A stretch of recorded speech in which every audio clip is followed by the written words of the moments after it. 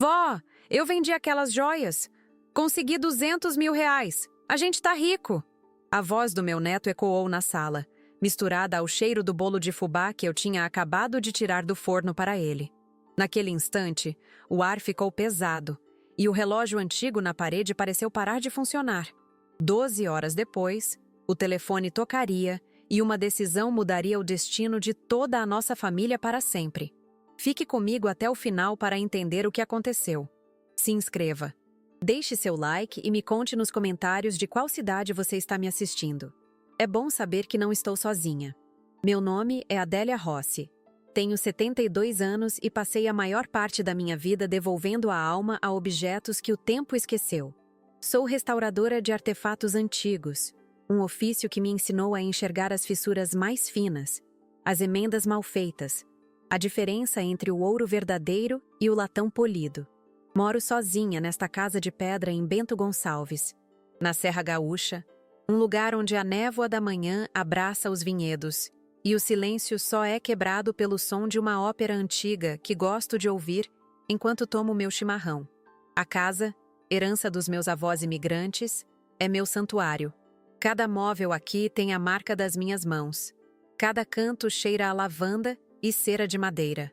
É uma vida de rotinas, de paz construída com paciência. O café passado no coador de pano, o cuidado com as hortênsias no jardim, o peso familiar do terço da minha mãe entre os dedos antes de dormir. Sou uma mulher de poucas palavras e muitos pensamentos.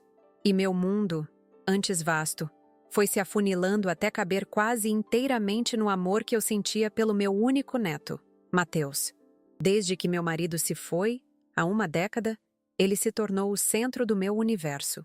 Para mim, Mateus era o futuro da família Rossi, a promessa de que nosso nome continuaria a ecoar por estas colinas. Com 22 anos, ele tinha aquela energia inquieta da juventude, uma ambição que eu, na minha ingenuidade, confundia com determinação. Paguei seus cursos, seus caprichos, suas pequenas dívidas, sempre dizendo a mim mesma que era apenas uma fase.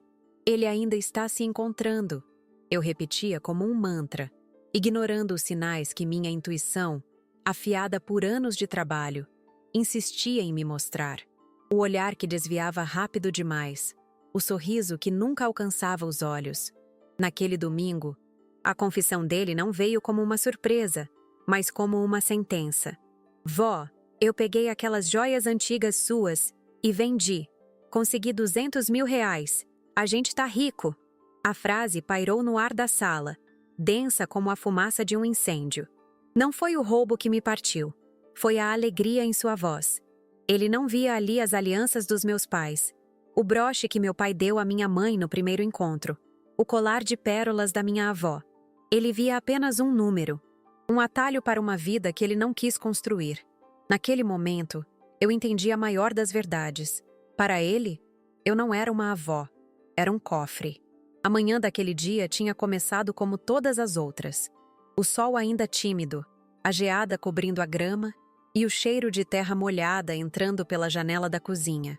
Eu estava feliz. Tinha passado a manhã inteira preparando o almoço de domingo, o seu prato favorito. Polenta com ragu de linguiça, exatamente como minha nona fazia. O bolo de fubá com goiabada estava esfriando sobre a mesa. Era um ritual de amor, uma forma de dizer eu te amo, sem precisar das palavras que sempre me foram tão difíceis. A campainha tocou pontualmente às 11h30. Abri a porta e o vi ali, com um sorriso largo demais, elétrico.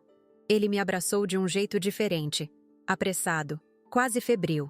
Seus olhos vasculhavam a sala por cima do meu ombro, como se procurassem por algo. Eu senti um calafrio, uma pontada de estranheza, mas a afastei. Era meu Mateus, meu menino. Convidei-o a entrar, ofereci um pedaço de bolo, mas ele recusou. Disse que precisava conversar sobre algo importante, algo que mudaria nossas vidas. Sentamos à mesa da cozinha, a mesma mesa onde aprendi a ler, onde meu marido me pediu em casamento. A luz do sol entrava pela janela, iluminando as partículas de poeira que dançavam no ar.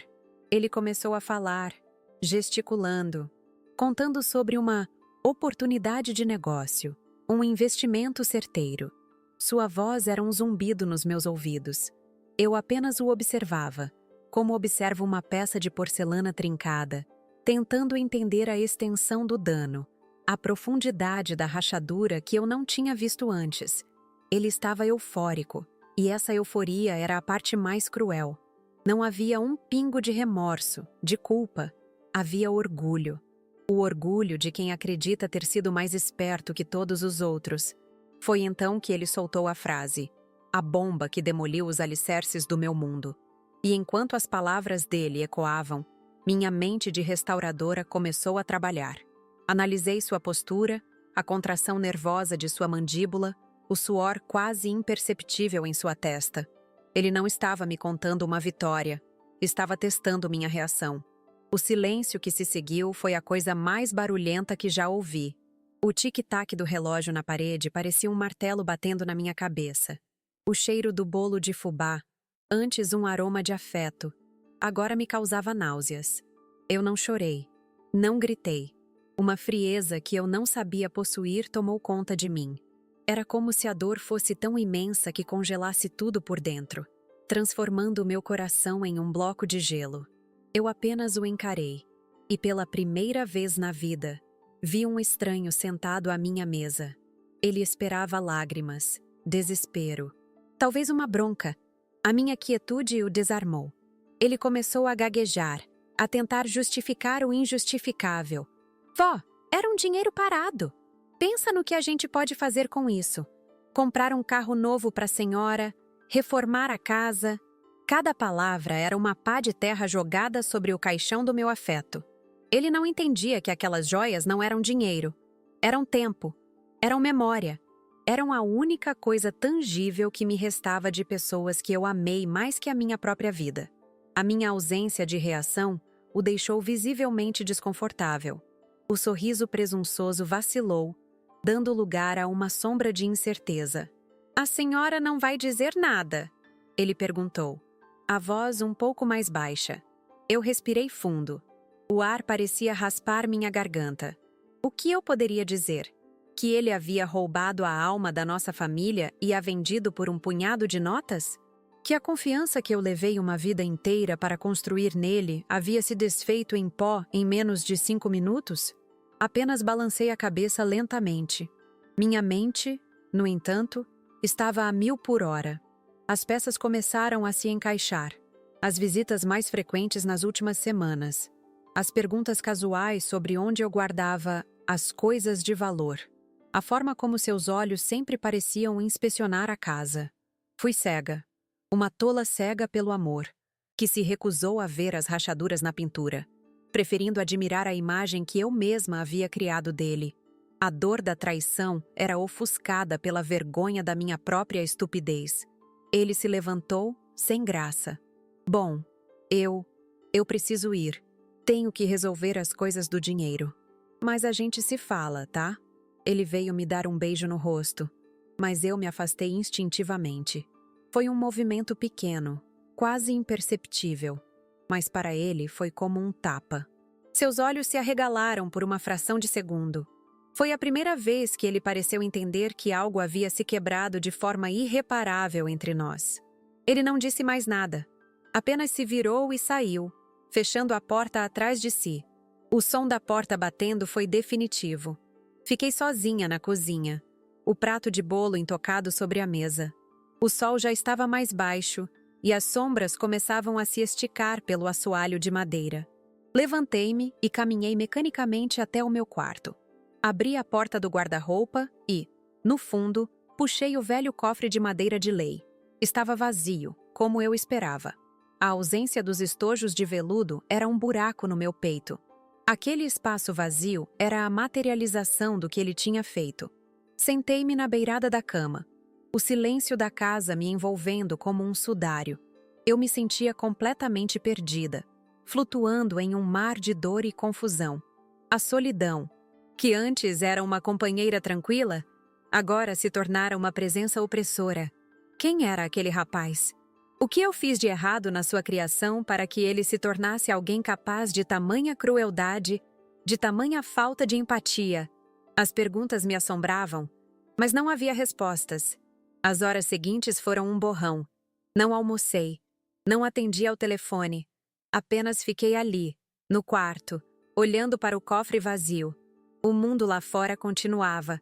Os carros passando na rua, os vizinhos conversando em seus jardins, mas o meu mundo havia parado. Eu me sentia encurralada, presa entre o amor que ainda teimava em existir por aquele menino que um dia eu embalei no colo e o desprezo profundo pelo homem que ele havia se tornado. A tarde deu lugar à noite. As luzes da rua se acenderam, projetando formas estranhas nas paredes do meu quarto. A casa, que sempre fora meu refúgio, agora parecia uma prisão. Cada objeto, cada fotografia, cada lembrança era uma faca que remexia na ferida aberta. Eu me sentia desmotivada, esvaziada de qualquer força. O fracasso era um gosto amargo na minha boca. Eu havia falhado como avó, falhado em proteger minha história, falhado em ver a verdade. Liguei minha vitrola e coloquei a área Casta Diva, da ópera Norma. A voz de Maria Callas encheu o quarto, uma melodia de beleza e tragédia. Fechei os olhos, deixando a música me lavar. A dor ainda estava lá, uma brasa ardente no meu peito. Mas algo mais começou a surgir por baixo dela. Uma fagulha, uma frieza calculista que eu não reconhecia. A restauradora dentro de mim despertou. A mulher que sabe que, para consertar algo quebrado, primeiro é preciso analisar cada fragmento. O desespero começou a ceder lugar a uma clareza cortante. A humilhação não seria o fim da história. Aquele ato de traição não ficaria sem resposta. Ele subestimou a mulher que eu era. Ele viu uma velhinha frágil, apegada a memórias, fácil de enganar. Ele não viu a especialista em falsificações, a mulher que passou a vida inteira distinguindo o original da cópia. Ele achou que tinha roubado um tesouro, mas não fazia ideia do verdadeiro valor das coisas. Meu neto havia me encurralado, me deixado sem chão. Ele acreditava ter vencido, ter me deixado para trás com minhas memórias inúteis e um cofre vazio. Ele não sabia, no entanto, que minha profissão me ensinou mais do que apenas consertar objetos. Ensinou-me a ter um plano B, sempre. A paciência de um monge e a astúcia de quem sabe que as aparências enganam. A dor ainda me consumia, mas agora ela tinha um propósito. Enquanto a voz de Callas atingia seu clímax, uma decisão se formou na minha mente, sólida e irredutível como a pedra desta casa. Eu não estava mais perdida. Eu sabia exatamente o que precisava fazer. A luta silenciosa que eu travava dentro de mim havia acabado. Agora, a guerra estava prestes a começar, e eu não seria a única a sair ferida. Ele me ensinou uma lição sobre traição, e eu lhe ensinaria uma lição sobre valor. Levantei-me e fui até minha escrivaninha. Peguei um papel e uma caneta. A mão que antes tremia agora estava firme. A confusão que nublava meus pensamentos deu lugar a um foco absoluto. Eu não era uma vítima. Era Adélia Rossi. E ninguém destrói o legado da minha família e sai impune. A humilhação daquele domingo seria o combustível para a minha vingança. Uma vingança silenciosa, metódica e, acima de tudo, justa. Eu olhei pela janela, para a escuridão da noite na serra. O ar frio parecia limpar minha alma. Eu me sentia encurralada. Sim, mas um animal encurralado não se rende. Ele ataca. E meu ataque não seria com gritos ou acusações. Seria com a mesma precisão e paciência com que restauro uma pintura do século XVIII. Ele pensou que a história tinha acabado quando fechou aquela porta. Mal sabia ele que o ato principal estava apenas começando. O sentimento de fracasso ainda arranhava minha garganta. Mas agora era diferente. Era um fracasso que me impulsionava. A solidão não era mais assustadora. Era estratégica. Naquele silêncio, eu podia pensar, planejar, antecipar cada movimento. Ele me deixou sem nada no cofre, mas me deu algo muito mais valioso. Um motivo. E uma mulher com um motivo é a força mais perigosa que existe. A noite seria longa, mas pela primeira vez naquele dia terrível, eu não me sentia mais desamparada. A tristeza ainda estava ali, uma companheira sombria, Mas a resignação havia ido embora. Em seu lugar, uma determinação fria se instalou. Eu não ia apenas sobreviver àquilo. Eu iria reescrever o final dessa história. E no meu final, a justiça não seria cega. Ela teria o meu rosto. A voz de Maria Callas se desfez no silêncio pesado do quarto. A noite lá fora era um breu completo, sem estrelas, como se o céu estivesse de luto comigo. Eu continuei sentada na escrivaninha, a caneta firme na minha mão, o papel em branco à minha frente. Não era um testamento que eu pretendia escrever, nem uma carta de desabafo. Era um inventário, não de bens, mas de perdas. A primeira linha seria o nome dele, Mateus. A dor da traição havia passado do estágio febril para uma frieza lúcida, quase cirúrgica. Eu não estava mais sentindo. Eu estava analisando a fratura, planejando a restauração. O telefone tocou de novo, estridente, cortando a quietude. Desta vez, atendi. Era minha vizinha, Dona Elvira, uma alma boa e faladeira. Adélia, querida, só para saber se está tudo bem. Vi o carro do seu neto saindo daí tão apressado. Ele parecia feliz, o menino. Engoli em seco, o gosto amargo da mentira na garganta. Esteve aqui, sim, Elvira.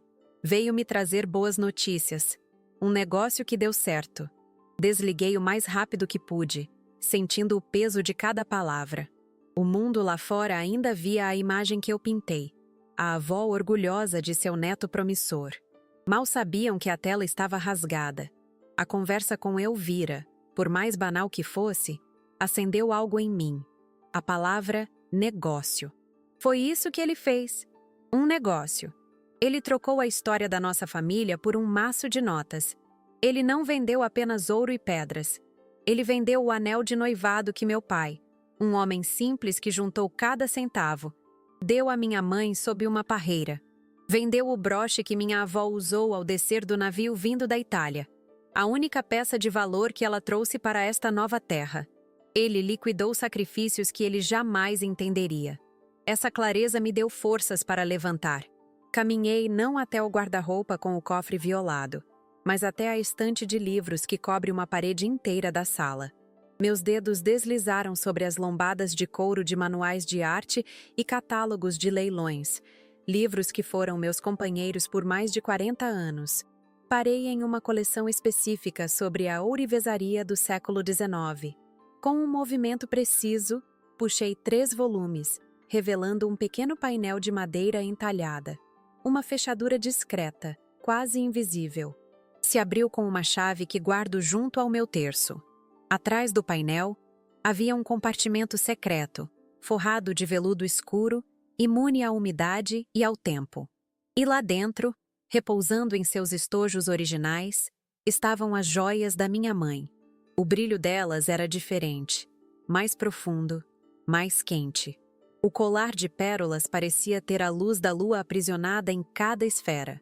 O anel de safira tinha a cor exata do céu da serra ao entardecer. Eram elas, as verdadeiras. As joias que Mateus vendeu por R$ 200.000 eram, na verdade, réplicas perfeitas, encomendadas por mim há mais de um ano. A ideia não nasceu de uma desconfiança súbita, mas de uma série de pequenas rachaduras que comecei a notar em Mateus. Foi há 1 ano e meio, quando ele me perguntou, de forma casual demais, se as joias tinham seguro. Na semana seguinte, elogiou o cofre de madeira, perguntando se era fácil de arrombar, rindo como se fosse uma piada. Para qualquer outra pessoa, seriam comentários inofensivos. Mas para uma restauradora, que vive de identificar o que está oculto sob a superfície, aquilo foi um alarme. A intuição, essa ferramenta afiada pelo tempo, me disse para proteger meu legado. Contatei um antigo colega de ofício em Caxias do Sul, um artesão genial que se aposentou para fazer apenas trabalhos particulares. Expliquei o que queria. Cópias exatas, indistinguíveis para um leigo ou até para um joalheiro apressado. Mandei fotos, medidas, descrevi o peso de cada peça, a sensação do metal frio na pele. Ele entendeu. Não fez perguntas. Por 2 meses, trabalhei com ele, ajustando a pátina do ouro para simular o desgaste do tempo, escolhendo zircônias e vidros que tivessem a refração de luz correta. Foi um trabalho de mestre, uma obra de arte da falsificação. Quando as réplicas ficaram prontas, senti um calafrio ao segurá-las. Eram perfeitas. A troca foi a parte mais difícil. Abrir o cofre, retirar as peças originais e colocar as cópias no lugar pareceu uma profanação. Senti-me culpada, como se estivesse duvidando do meu próprio sangue, traindo a confiança que eu deveria ter. Por um momento, pensei em desistir, em acreditar que estava sendo uma velha tola e paranoica. Mas então me lembrei do olhar dele, aquele brilho de cobiça que ele tentava esconder, e completei a troca. Agora, olhando para as joias verdadeiras, eu não sentia alívio, sentia uma dor ainda mais profunda. A dor de saber que minha cautela se provou necessária. Eu não tinha evitado uma tragédia. Eu apenas a tinha confirmado. Meu neto era, de fato, o ladrão que eu temia que ele fosse. A minha astúcia não me trazia alegria, apenas a amarga satisfação de não ter sido completamente destruída. O dinheiro que ele conseguiu não era nada. 200 mil reais era o preço da mentira dele e da minha desilusão. O que fazer agora? Essa era a pergunta que ecoava no silêncio da casa. Eu poderia ligar para ele, confrontá-lo, revelar a verdade e humilhá-lo. Poderia ligar para a polícia e acusá-lo de roubo. Mas o que isso resolveria? Traria as joias de volta? Não. Elas já estavam seguras. Puniria Mateus? Sim, mas talvez o destruísse para sempre. E apesar de tudo, a imagem do menino de cabelos cacheados que corria pelo meu jardim ainda piscava na minha mente. Uma memória fantasma que se recusava a morrer. Sentei-me no velho sofá de couro, o mesmo onde meu marido e eu passamos tantas noites. Peguei o anel de noivado da minha mãe. A safira era fria contra a minha pele.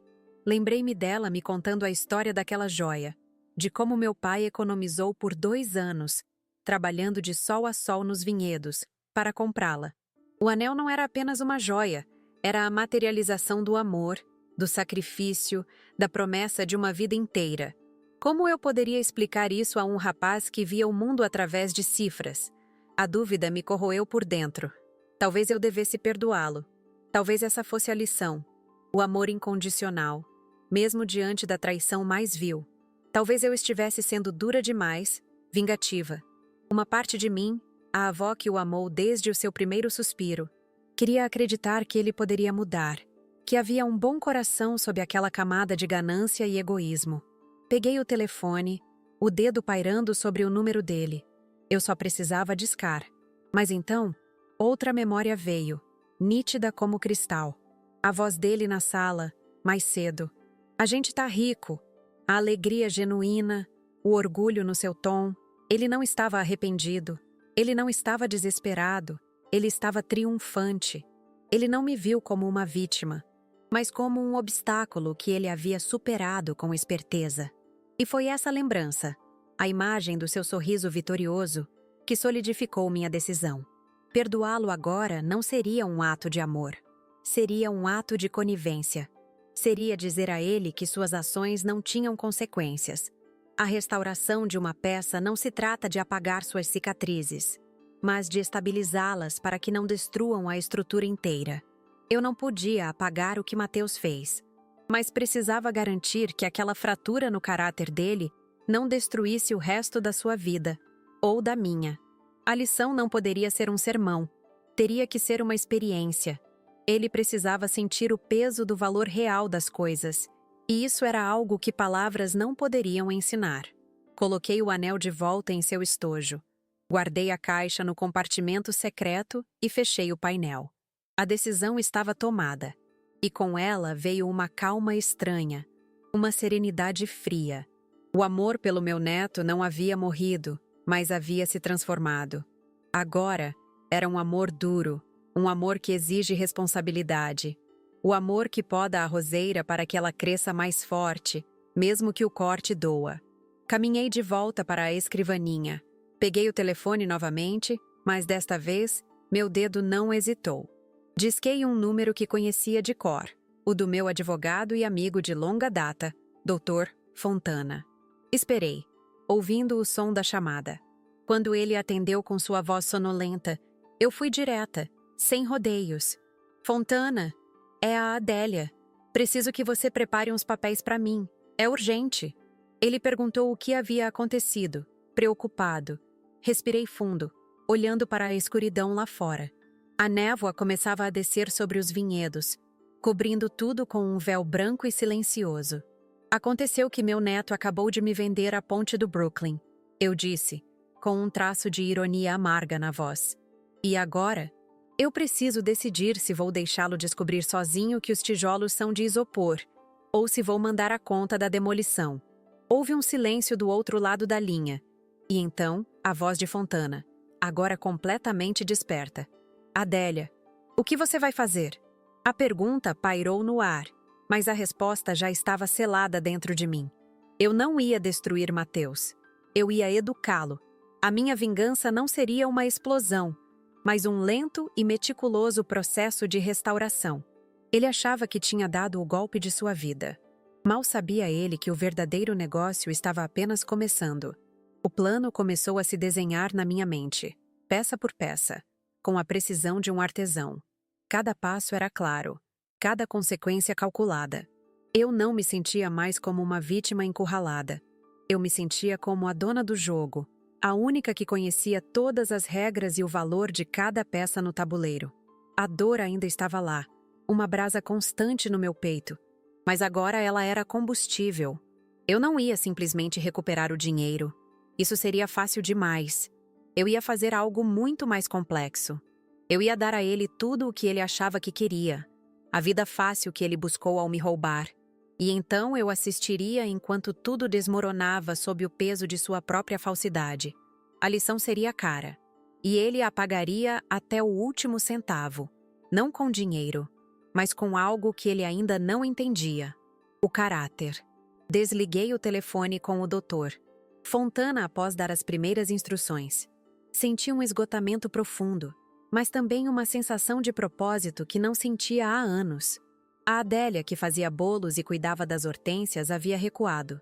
Em seu lugar, estava a restauradora, a especialista em originais e cópias, a mulher que entendia que, às vezes, para salvar algo de valor, é preciso primeiro deixar que ele se quebre por completo. Olhei para a minha casa, meu santuário. As paredes de pedra que testemunharam gerações de Rosses pareciam me dar sua aprovação silenciosa. A batalha que se aproximava não seria travada com gritos, mas com silêncio, paciência e a verdade como minha única arma. Ele me subestimou. Viu em mim uma relíquia do passado, frágil e fácil de manipular. Ele estava prestes a aprender que as coisas mais antigas são, muitas vezes, as mais difíceis de quebrar. A noite avançava, e pela primeira vez naquele dia longo e terrível, eu não me sentia sozinha.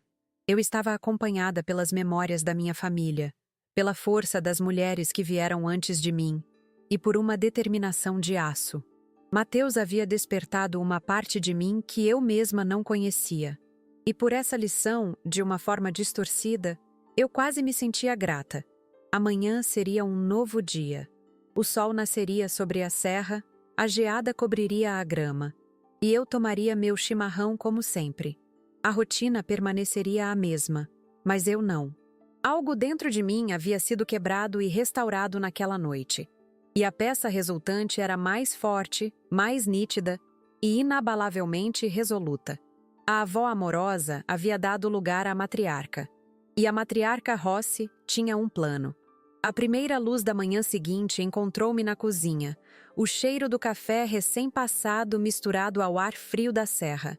A rotina era a mesma, mas algo fundamental havia mudado dentro de mim. A dor ainda estava ali, uma companheira silenciosa, mas não era mais paralisante.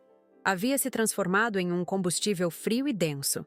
Meu primeiro passo não foi um tropeço, mas um movimento calculado. Ignorei a vontade de ligar para Mateus, de ouvir sua voz. Em vez disso, liguei para o Dr. Fontana novamente, antes mesmo das 8 da manhã, e minha voz era firme, sem o menor traço de hesitação. Fontana, o plano começa hoje. Preciso de todos os documentos prontos. O primeiro telefonema de Mateus veio perto da hora do almoço.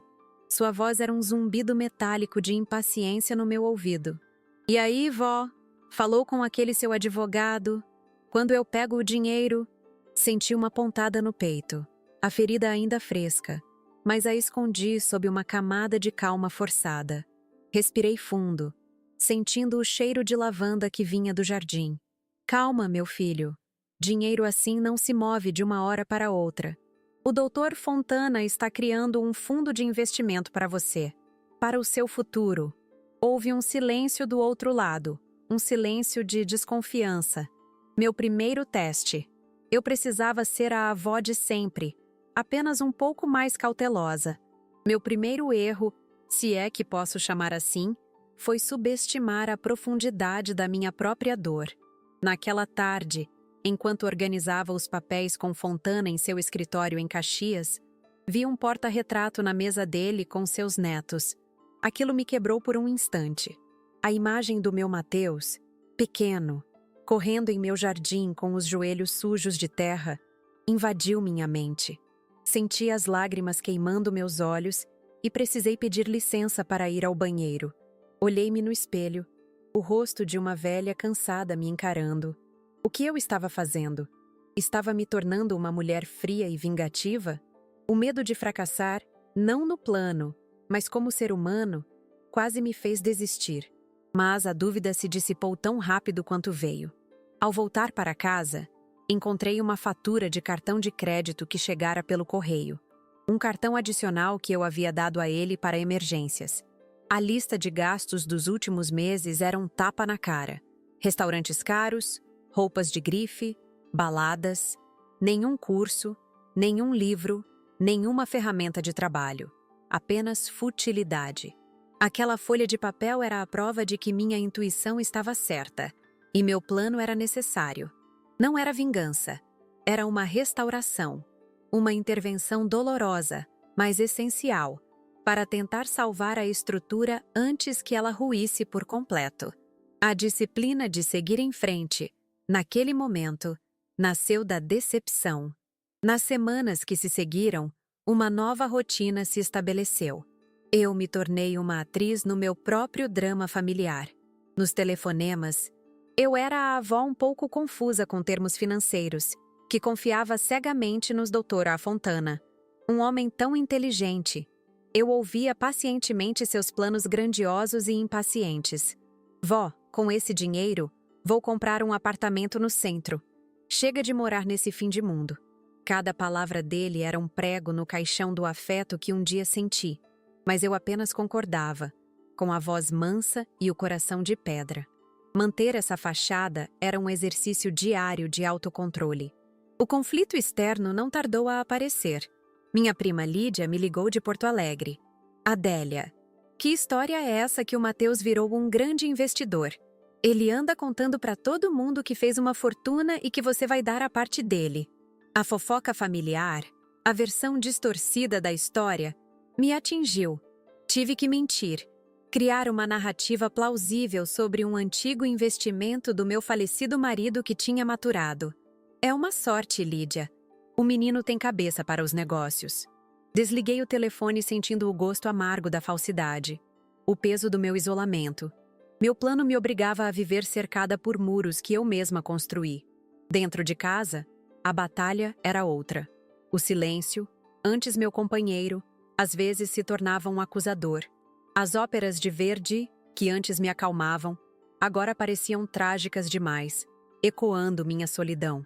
Havia noites em que eu me sentava na poltrona do meu marido, o couro frio sob meus dedos, e me perguntava se ele aprovaria o que eu estava fazendo. O pensamento antigo, o de que família perdoa tudo, voltava para me assombrar. Eu sentia medo, medo de perdê-lo para sempre, medo de que, no fim, eu estivesse apenas quebrando o último elo que me restava. Mas o progresso do plano me mantinha firme. Seguindo minhas instruções, Fontana liberou a primeira parcela do rendimento, para Mateus. Uma quantia generosa. O suficiente para alugar o tal apartamento no centro e comprar algumas roupas novas, mas longe dos 200 mil que ele cobiçava. A reação dele foi exatamente como eu previ. Euforia inicial, seguida de frustração. Mas vó, por que só isso? O dinheiro é meu, eu quero tudo agora. E eu, pacientemente, repetia o discurso ensaiado por Fontana sobre proteger o capital e o garantir um futuro estável. Eu estava ensinando a ele a força, a palavra que ele mais detestava, paciência. Um novo hábito nasceu dessa jornada: a documentação. Comprei um caderno de capa dura e comecei a registrar tudo.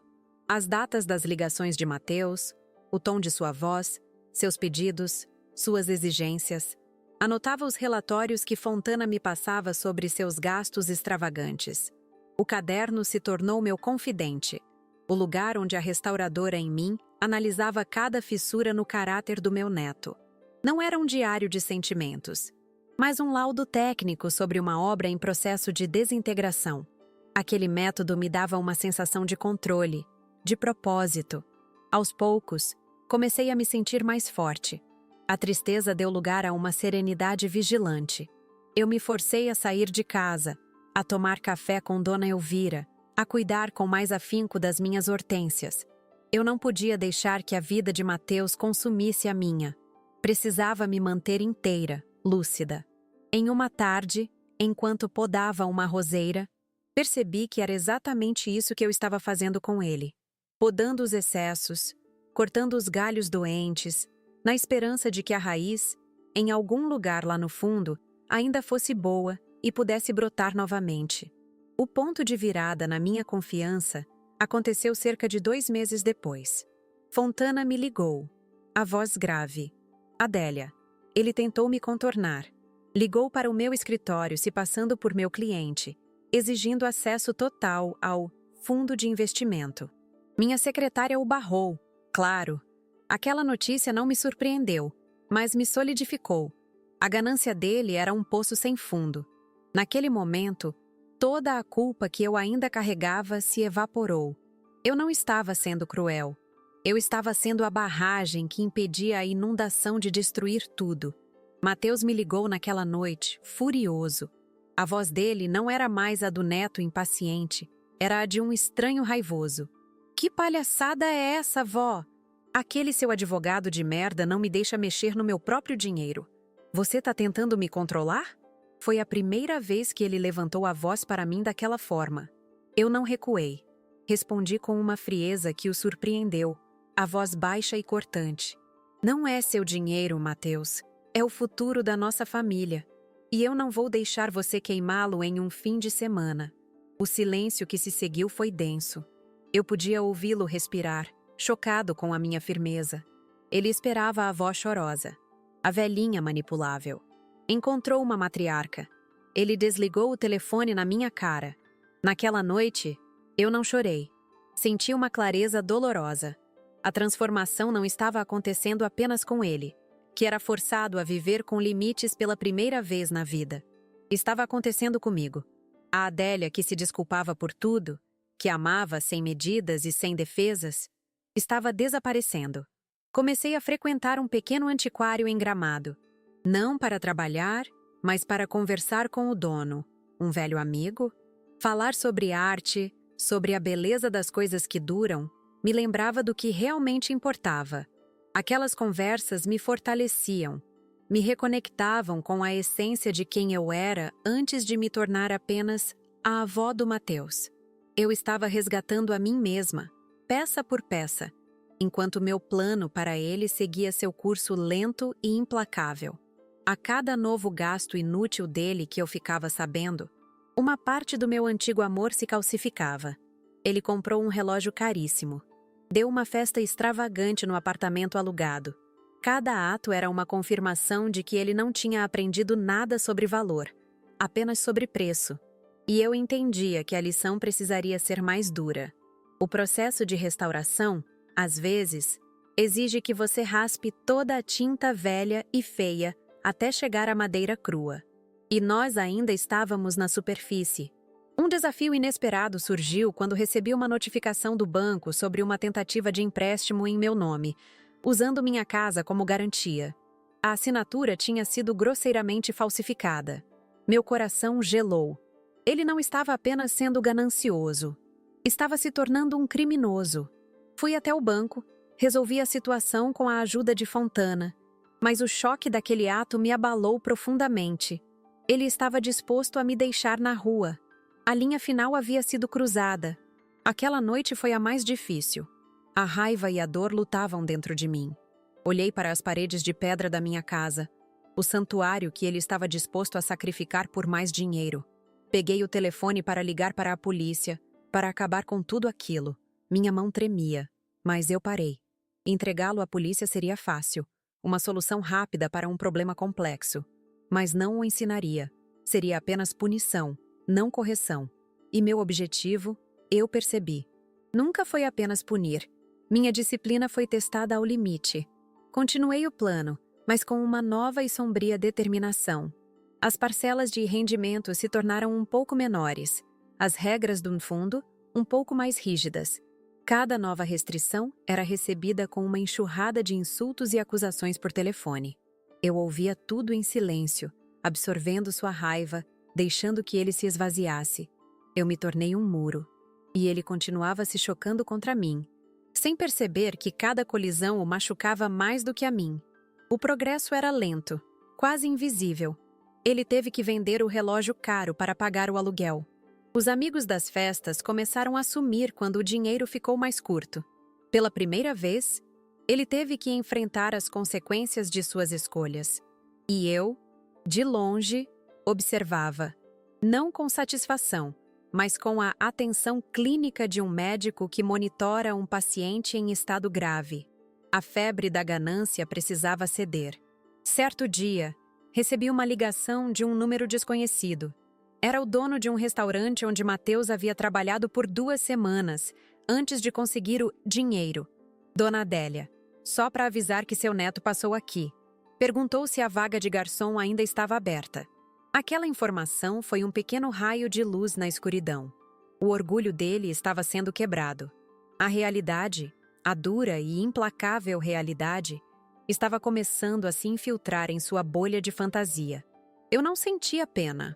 Sentia que a restauração estava entrando em uma nova fase. A fase em que a peça, despojada de seus adornos falsos, começa a mostrar sua verdadeira estrutura. Com todas as suas falhas, todas as suas rachaduras, mas também com o potencial de ser consertada. A jornada era mais minha do que dele. Eu estava aprendendo a amar de uma forma diferente. Um amor que não mima, mas que exige integridade. A confiança em mim mesma estava, enfim, solidificada. Eu não era mais a vítima daquela história. Eu era a narradora, a arquiteta do desfecho. O medo havia se transformado em resolução. Eu dormia melhor. O som da ópera voltou a me trazer paz, não melancolia. Eu caminhava pela minha casa e sentia a força das gerações de Rosses que viveram ali, mulheres fortes que enfrentaram dificuldades muito maiores do que as minhas. Uma tarde, enquanto limpava as joias verdadeiras, a luz do sol bateu na safira do anel da minha mãe, projetando um brilho azul na parede. Fiquei observando aquela luz, pura e profunda. Era o símbolo do que era real, do que tinha valor inestimável. O que Mateus vendeu foi vidro e metal. O que ele perdeu, no entanto, foi o brilho da verdade, da confiança, da herança. E essa era a dívida que ele estava começando a pagar. A transformação estava quase completa. Não a dele, mas a minha. Eu me olhei no espelho do corredor, o mesmo espelho que refletiu o rosto da minha mãe e da minha avó. Eu vi as rugas, os cabelos brancos, os sinais do tempo. Mas meus olhos eram diferentes. Havia uma força neles que eu não reconhecia, uma clareza de propósito que a dor havia forjado. A frágil velhinha que fez um bolo de fubá para o neto traidor havia morrido naquele domingo. Eu já não era a mesma. A Adélia que existia agora era uma mulher que entendia que a restauração mais difícil não é a de um objeto antigo, mas a de uma alma quebrada, e que, para realizar esse trabalho, era preciso ter a mão firme de um cirurgião e o coração resiliente de uma matriarca.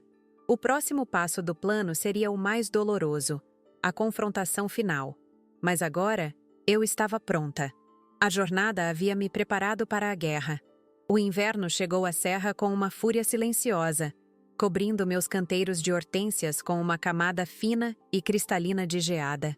6 meses haviam se passado desde aquele domingo.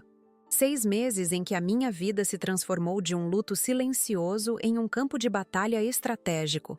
A conquista não foi um evento, mas um processo lento de retomada de território, tanto dentro de mim quanto no mundo lá fora. A primeira vitória tangível foi o silêncio no meu telefone. As ligações raivosas de Mateus cessaram, substituídas por um vazio que era, ao mesmo tempo, assustador e pacífico.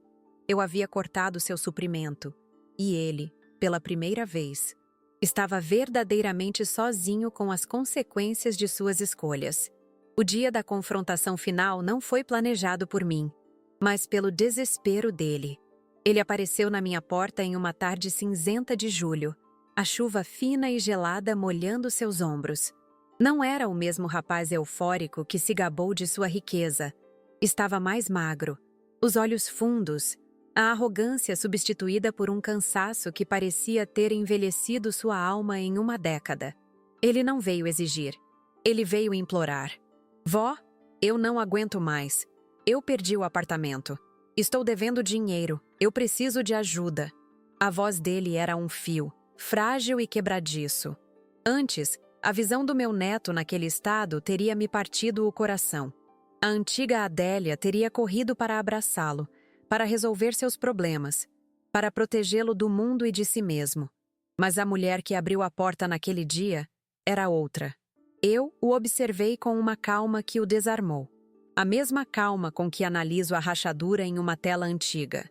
Convidei-o a entrar, não com o calor de antes, mas com a formalidade de quem recebe uma visita de negócios.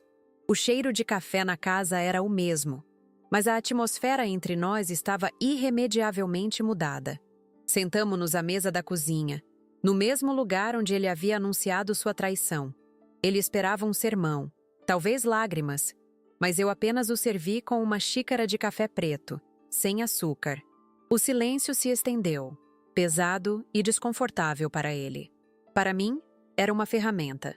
Deixei que ele sentisse o peso de sua própria ruína antes de dizer uma única palavra. Eu não sentia prazer em seu sofrimento, mas uma necessidade clínica de que ele entendesse a profundidade do buraco que cavou. A antiga Adélia sentia, a nova Adélia observava e agia. Você não perdeu o apartamento, Mateus. Você o gastou, eu disse, a voz nivelada, sem acusação, apenas constatando um fato. Você não está devendo dinheiro. Você o queimou em coisas que não podia pagar. Ele baixou a cabeça, o vapor do café subindo e embaçando seu rosto. Eu sei, vó. Eu errei. Eu fui um idiota. Eram as palavras que eu esperei meses para ouvir. Mas elas soaram vazias, nascidas do desespero, não do arrependimento genuíno. A conquista real não seria ouvir um pedido de desculpas, mas ver uma mudança real. Levantei-me e fiz um gesto para que ele me seguisse. Caminhamos em silêncio pela casa, nossos passos ecoando no assoalho de madeira. Parei em frente à estante de livros na sala, meus dedos encontrando o entalhe secreto. Ele me olhou, confuso, sem entender. Com o girar de uma chave, o painel se abriu, revelando o compartimento forrado de veludo escuro. A luz da tarde, fraca e cinzenta, pareceu se concentrar ali dentro, fazendo as joias verdadeiras brilharem com uma luz própria, profunda e antiga. O ar pareceu ficar rarefeito na sala. A reação dele foi a que eu esperava. Um arquejo, a incredulidade estampada em seu rosto.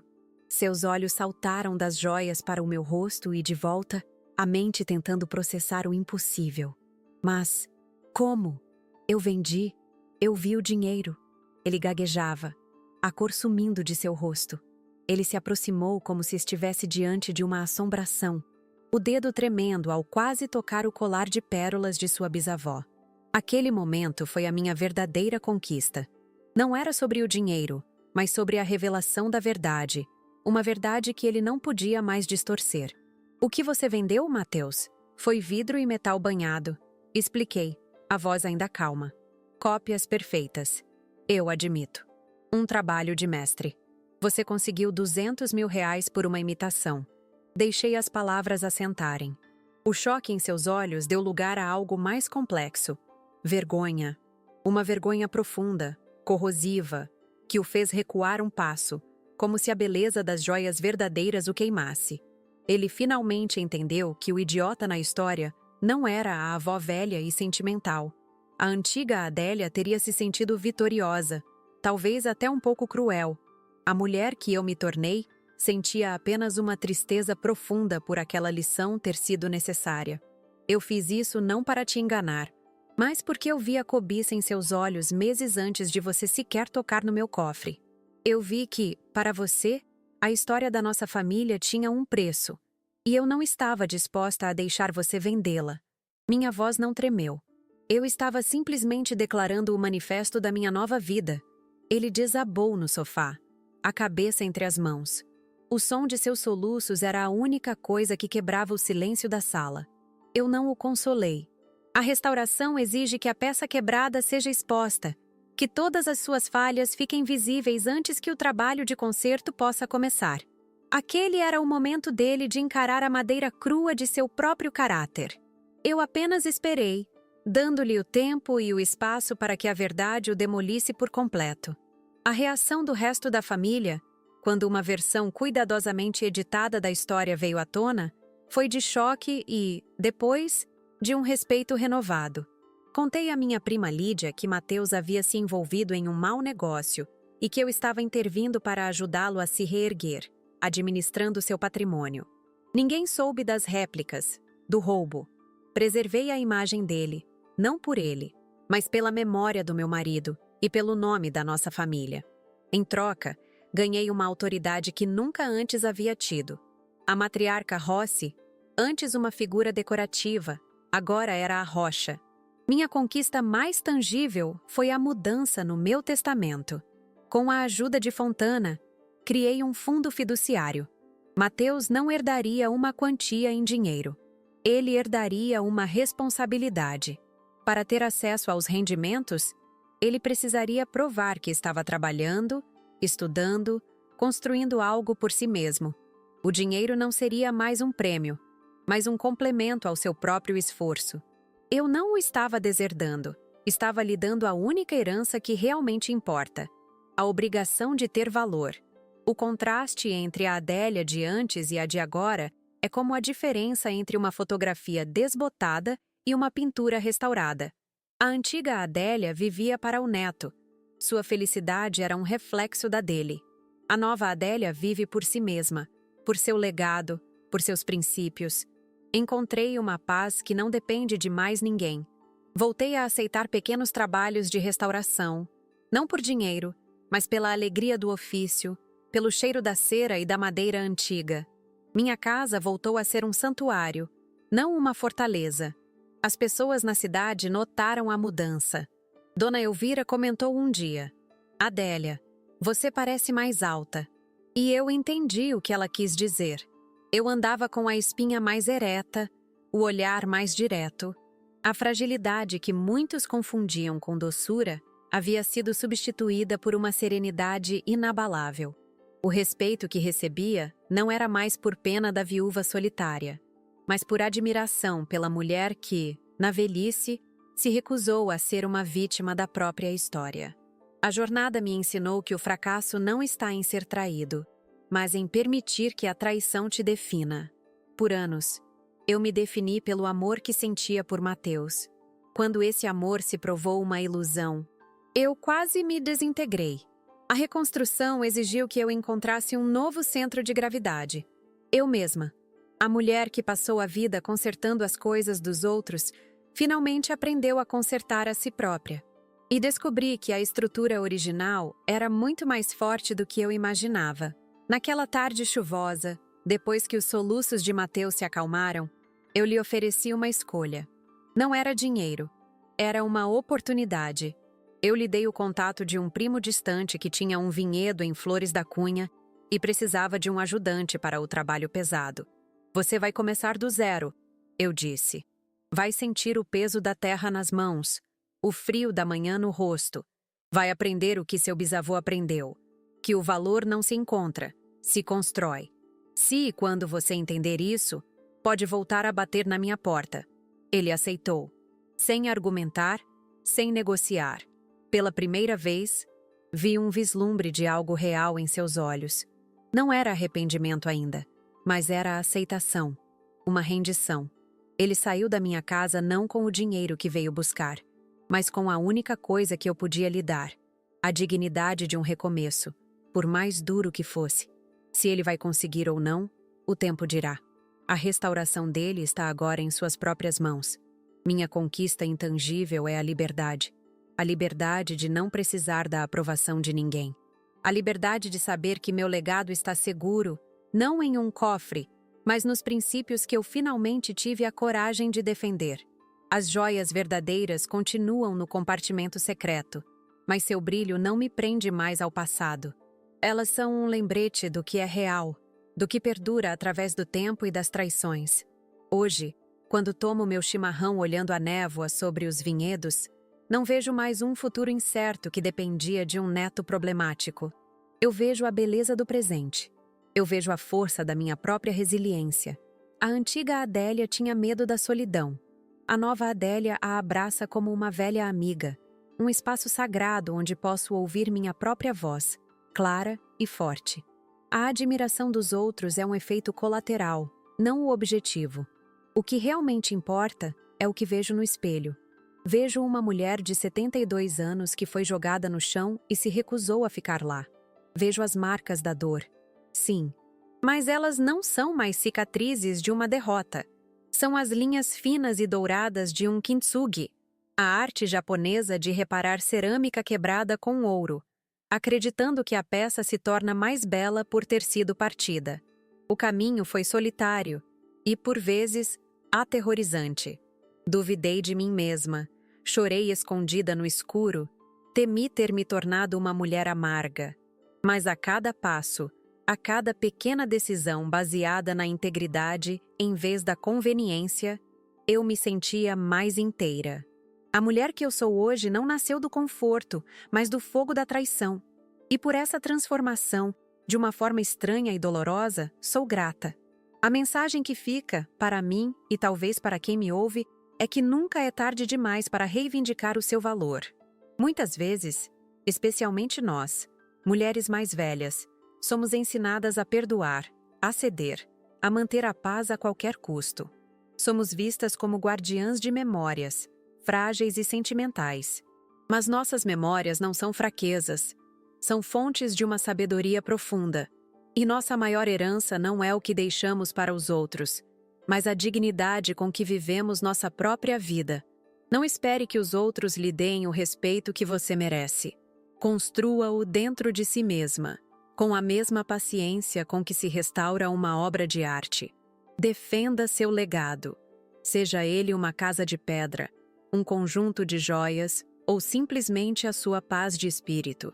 O valor verdadeiro não está no que pode ser roubado e vendido, mas na força que você descobre quando se recusa a ser uma imitação de si mesma.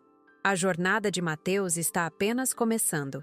A minha, em muitos aspectos, também. Sinto como se tivesse ganhado uma nova vida, uma vida com contornos mais nítidos, com cores mais vivas. A dor da traição foi a pressão que transformou o carvão da minha resignação no diamante da minha autonomia. E essa é uma joia que ninguém, nunca mais, poderá tirar de mim. Minha casa continua cheirando a lavanda e cera de madeira. As óperas de verde ainda enchem as tardes silenciosas. Mas agora, quando a voz de Maria Callas canta sobre amor e perda, eu não ouço apenas a tragédia. Eu ouço a beleza da resiliência, a força de uma alma que foi quebrada e se tornou mais forte no lugar da fratura. Eu sou Adélia Rossi. E esta é a minha conquista.